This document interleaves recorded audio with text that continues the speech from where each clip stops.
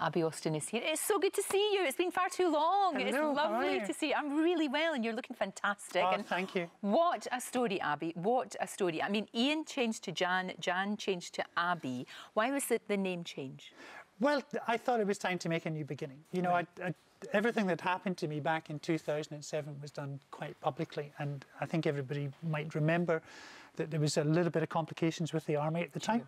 So I wanted to draw a line under all of that, and when the opportunity came to start my life again, I thought I will go with Abigail as my name. That was my middle name, but I chose as my first name, King David's wife, and it means beautiful and intelligent. So I thought, hopefully some of that might rub off on me, maybe eventually. That sounds really good. How did you end up working for the Americans? Well, that was one of the happiest confluences of my life. I was working in Glasgow with the police at the time when I found out that NATO were looking for a senior advisor to go to Kandahar to work with the US Army. And I applied for it, and good fortune came my way, and they offered me the position. Fantastic. And it was the most remarkable adventure of my life. I stayed for 3 years with them.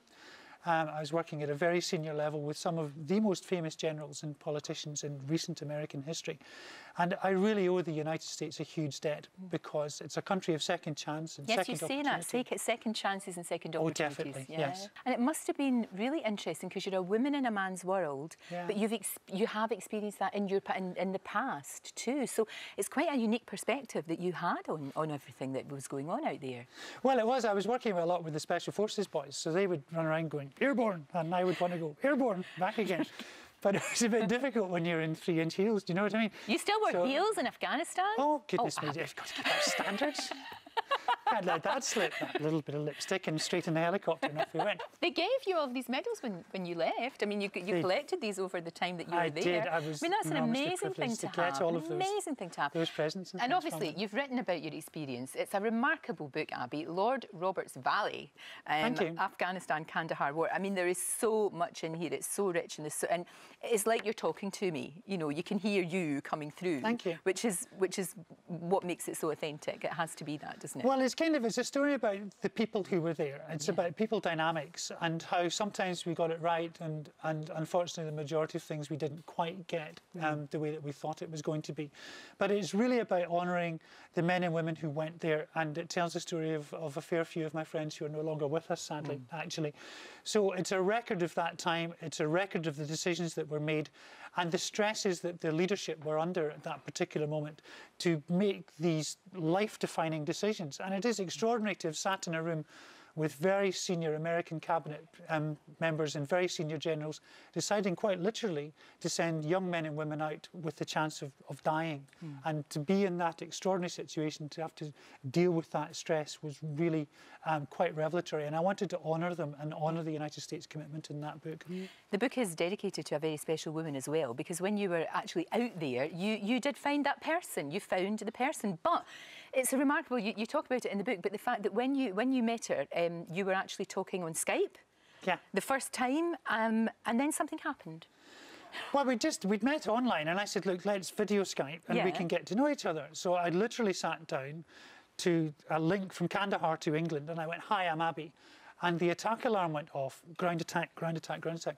And we had 4 Taliban inside the wire. And I had to go, just give me a second, I'm just doing something to do. And behind me, there's all these big men all locking and loading their rifles, and everybody's doing all this sort of stuff. And I'd say, I've just got to go and organise some stuff. And I forgot that the link was live, and we were running around taking up all these defensive positions.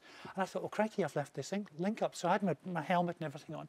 And I went and sat back down. I said, now, where were we? Where were we, Debs? And poor old Debs. when we were so rudely interrupted. Well, it's better than saying, do you come here often, Hen? No, do you know no, exactly.